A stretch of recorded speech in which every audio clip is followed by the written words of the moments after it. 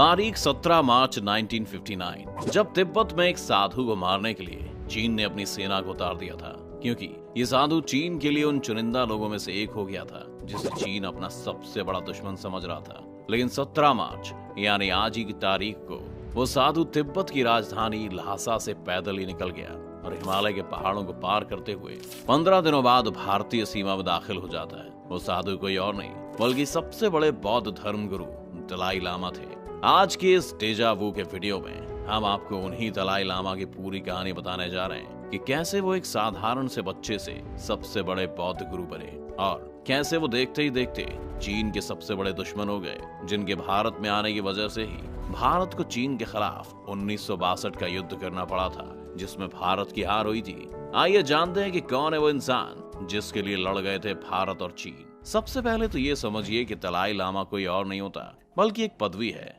जैसे हिंदुओं में पंडित होते हैं या मुस्लिमों में मौलवी होते हैं, वैसे ही बुद्धिस्ट में ऐसे धर्म गुरुओं को दलाई लामा कहा जाता है। और आप आज जिस दलाई लामा को देखते हैं वो इस परंपरा के 14वें दलाई लामा हैं, जिनका नाम लामो थोंडुप है।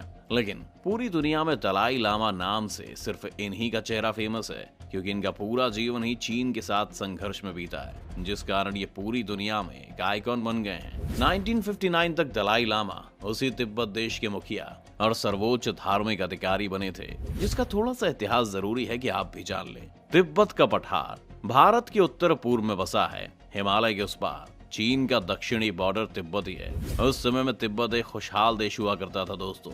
उसके पास अपनी सेना थी और वो पड़ोसी देशों से समझौते भी करते थे। तिब्बत की सेना काफी ताकतवर थी और उसने भूटान और नेपाल को भी एक वक्त में जीत लिया था। ये सेना कितनी बहादुर थी, इस बात का अंदाजा आप ऐसे लगा सकते हैं कि सन 763 में तिब्बत की सेना आधे चीन पर कब्जा कर चुकी थी। कब्जा तक तो ठीक था, लेकिन तिब्बत की सरकार चीन से टैक्स भी वसूला करती थी।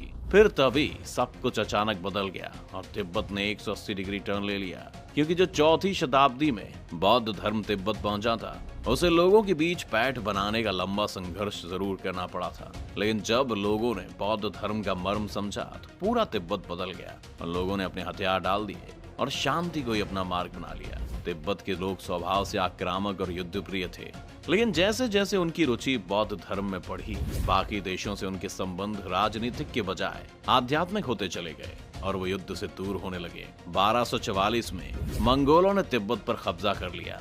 मंगोलों के ही समय सन 1391 में पहले दलाई लामा का जन्म हुआ, जिनका नाम पेमा दोरजी था, और यहीं से दलाई लामा का कॉन्सेप्ट तिब्बत में आना शुरू हो गया, जो आगे बढ़ता हुआ पहुंचा साल 1933 तक, जब 13वें दलाई लामा की मौत हो गई। उनका मानना था कि नए दलाई लामा पिछले दलाई लामा के अवतार होंगे, इसीलिए मान्यता है कि मरने के बाद दलाई लामा दूसरे शरीर में प्रवेश कर पुनर्जन्म लेते हैं। अब यहाँ सवाल आता है कि पता कैसे चलता है कि दलाई लामा का पुनर्जन्म कहाँ हुआ है? तो ये बताने के लिए एक पंचेन लामा होते हैं, उन्हें ज्ञान का अवतार माना जाता है। तिब्बत में दलाई लामा के बाद पंचेन लामा ही दूसरे सबसे प्रतिष्ठित व्यक्ति होते हैं, जिस कारण 13वें दलाई लामा की मौत के बाद 9वें पंचेन लामा ने एक सपना देखा और सपने में जो उन्हें संकेत मिले, उसके हिसाब से उन्होंने उन संकेतों का अर्थ निकाला। उन संकेतों के हिसाब से एक सर्च कमेटी बनाई गई और उस सर्च कमेटी ने पूरे तिब्बत में लाम की तलाश शुरू कर दी।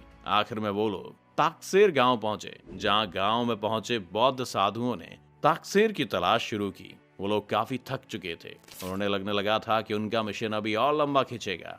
लेकिन तभी वो लामो थोंडुप के घर तक पहुंचे और तभी उनके अंदर एक घंटी सी बजी। उन्हें एहसास हुआ कि वो मंजिल के पास पहुंच गए हैं, लेकिन अभी परीक्षा बाकी थी। सदियों पुरानी तिब्बती परंपरा, जिसका इस्तेमाल पुनर्अवतार को पहचानने में किया जाता रहा है, उसी के हिसाब से बच्चे की परीक्षा होना तय हुआ। बच्चे को एक आसन पर बिठाया गया। इसके बाद बच्चे को कई छड़ियां दी गईं। उसने अपनी पसंद की एक छड़ी चुनी और तुरंत दूर फेंक दी, क्योंकि उसे वो छड़ी अच्छी नहीं लगी। दूसरी बार उसने 13वें दलाई लामा की छड़ी उठाई और उसको अपने शरीर से चिपका लिया। बौद्ध साधुओं ने अपना सिर झुका दिया, घुटने मोड़कर जमीन पर बैठ गए। उनका मिशन पूरा हो चुका था, क्योंकि उन्हें मिल गए थे अपने 14वें दलाई लामा। लेकिन कहानी यहीं पर खत्म नहीं होती है दोस्तों, क्योंकि बच्चा जब बड़ा हुआ तो वो चीन का सबसे बड़ा सिरदर्द बन गया, जिसे मारने के लिए चीन ने अपनी सेना तिब्बत में उतार दी।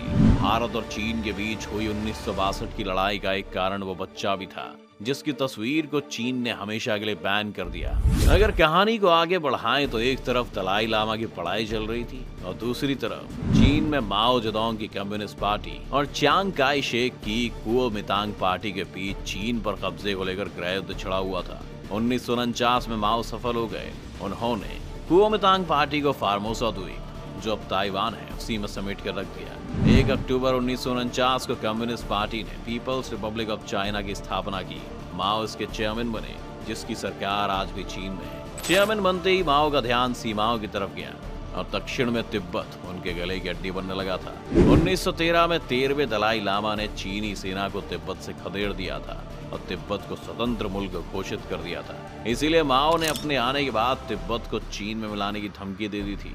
अक्टूबर 1950 में चीन ने अपनी सेना तिब्बत में उतार दी। अक्टूबर के तीसरे हफ्ते तक तिब्बत की सेना ने सरेंडर कर दिया और चीन ने तिब्बत को अपना हिस्सा घोषित कर दिया। नवंबर के महीने में तिब्बत की सरकार ने दलाई लामा को हेड ऑफ द स्टेट का पद ग्रहण करने के लिए बुलाया।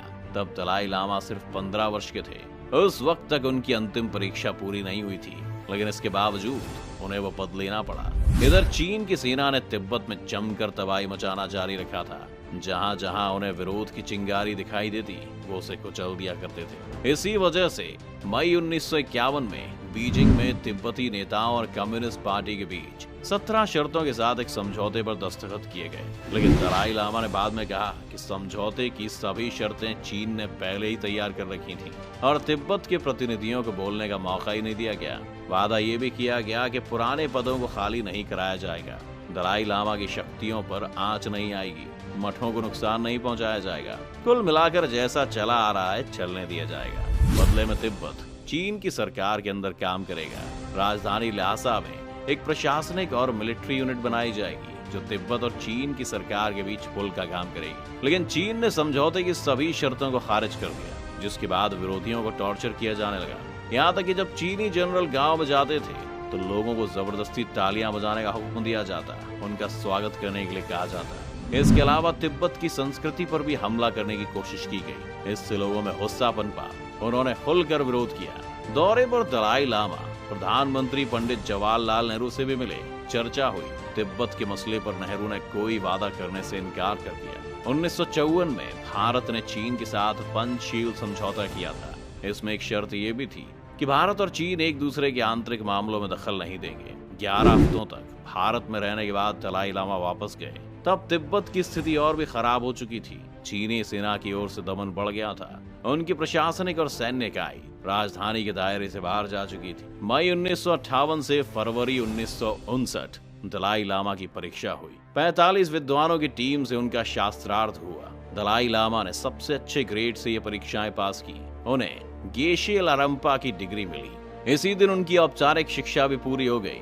10 मार्च 1959 ल्हासा का नोबोलिंगा पैलेस। महल के बाहर लोगों की भीड़ जमा होने लगी। धीरे धीरे ये संख्या हजारों में पहुंच गई। स्थानीय लोग दलाई लामा से एक आश्वासन मांग रहे थे।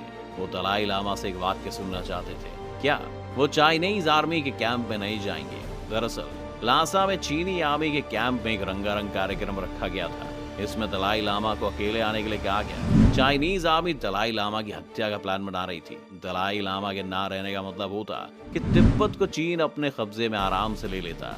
दलाई लामा ने लोगों की बात मान ली और वो नहीं गए। अगले दिन से हिंसक विद्रोह शुरू हो गया। 15 मार्च को चीनी सेना उनके महल तक पहुंच गई। दलाई लामा के सलाहकारों ने उन्हें तिब्बत छोड़ने की सलाह दी। 17 मार्च 1959 की रात को चीनी सैनिक के भेष में दलाई लामा ने महल छोड़ दिया और दक्षिण की तरफ निकल आए। और इसी तरह दलाई लामा ने तिब्बत छोड़ दिया और वो भारत आ गए। अब आप सोच रहे होंगे जब वो तिब्बत से निकल गए तो चीन उनसे जलता क्यों रहा? तो इसका सीधा जवाब है, तिब्बत आज भले ही चीन के कब्जे में है, लेकिन आज भी तिब्बत में दलाई लामा को उसी तरह माना जाता है और उनकी बातें तिब्बत को एक अलग देश बनाने की होती हैं, जिस वजह से चीन उन्हें एक अलगाववादी नेता की तरह मानता है। आपको कैसी लगी दलाई लामा की कहानी? हमें कमेंट करके जरूर बताएं।